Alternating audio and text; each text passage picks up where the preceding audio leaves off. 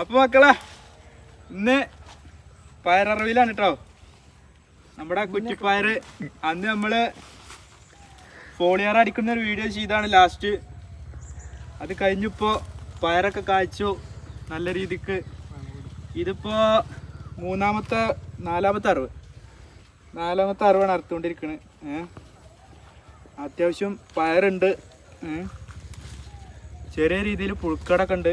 അതിന് നമ്മൾ എന്തെങ്കിലുമൊക്കെ ചെയ്യണം, അത് നിർബന്ധമാണ്. ഇല്ലെങ്കിൽ ഇത് മൊത്തത്തിൽ പരക്കും. പിന്നെ ഇതാണ് നമ്മളെ പയർ, ആങ്കൂർ കേട്ടക്കി. അത്യാവശ്യം നീളം നല്ല ടേസ്റ്റുള്ള പയറാണ് കേട്ടോ. പയർ മാത്രമല്ല, പയറിൻ്റെ ഇലയും നമ്മൾ വെക്കും. അത് കഴിഞ്ഞിട്ട് കാണിച്ചു തരാം. എന്തൊക്കെ കൊടുക്കണുണ്ട്. നമ്മൾ മരുന്നടിച്ചിട്ടില്ല, രാസവളങ്ങൾ ചേർത്തിട്ടില്ല, വളം ഇട്ടിട്ടില്ല, ഒന്നും ഇട്ടെടുത്തിട്ടില്ല. ഇത് വെറും പച്ച മണ്ണിൽ ചെയ്യണ കൃഷിയാണ്.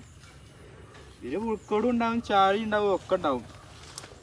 എന്തായാലും ആൾക്കാർ കൊണ്ടുപോയി തിന്നണ നല്ലത് തിന്നട്ടെ. അതല്ല എൻ്റെ ഇത്. നാട്ടുകാർ മാത്രമല്ലല്ലോ, നമ്മളും തിന്നനാണ്.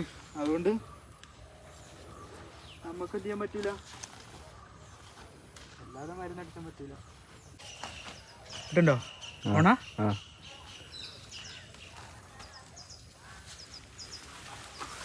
അങ്ങനത്തെ ഒരു 1-2 ക്ലോസപ്പ്.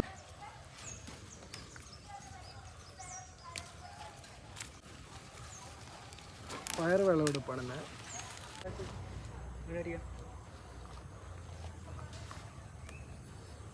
വരുമ്പോ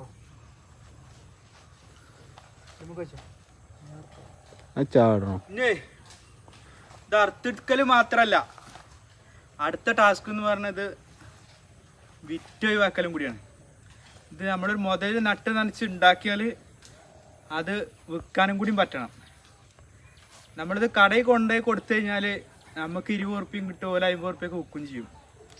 നമ്മളിത് നട്ട് നനച്ച് വളമൊക്കെ ഇട്ട് കൊടുത്ത് 10-40 ദിവസം കഴിഞ്ഞ് ഇത് അറുത്തെടുക്കുമ്പോൾ ഇത് ഒന്ന് കവറിലിട്ട് കൊടുക്കാൻ നമ്മളെക്കാൾ ലാഭം വേണ്ടി വരും കടക്കാർക്ക്. അപ്പോൾ അതിലായിരിക്കും നമുക്ക് എന്ത് ചെയ്യുക, പരമാവധി നമ്മൾ തന്നെ ഇത് വിറ്റേക്കണം. എന്നാലുള്ളൂ ഇത് കർഷകൻ ഇത് ഉണ്ടാക്കുന്ന ആൾക്കാർക്ക് എന്തെങ്കിലും 10 ഉറുപ്പ്യ കിട്ടുള്ളൂ. അപ്പോൾ അടുത്ത പരിപാടി ഞാൻ അതാണ്. അതിനുള്ള വജ്ജ് ഞാൻ കാണിച്ചു തരാം. ഓക്കെ,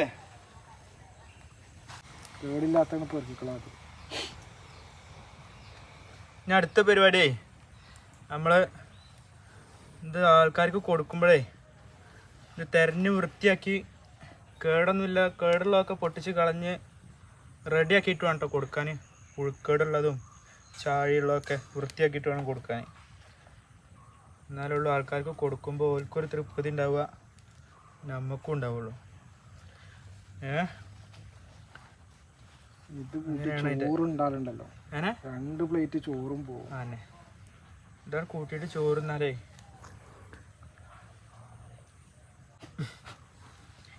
പയറിന് ആവശ്യക്കാരുള്ള പോലെ തന്നെ പയറിൻ്റെ ഇലക്കും ഉണ്ട് ആവശ്യക്കാർ. ഇതൊക്കെ ആളുകളിലേക്ക് എത്തിക്കുക എന്നുള്ളതാണ് നമ്മളൊരു സംഭവം. എന്തായാലും പറയാം, അതിനൊന്നും പ്രത്യേകിച്ച് പറയാനില്ലല്ലേ. ഇതിനൊക്കെ ആളുണ്ട്, ഇതൊക്കെ വിറ്റ് കായാക്കുക. അത് മാത്രമല്ല, ഇത് നുള്ളണത് പയറിനും നല്ലതാണ് ചെടിക്ക്. ഇല നുള്ളിനോടത്തോളം പയർ അധികം കായ്ക്കും.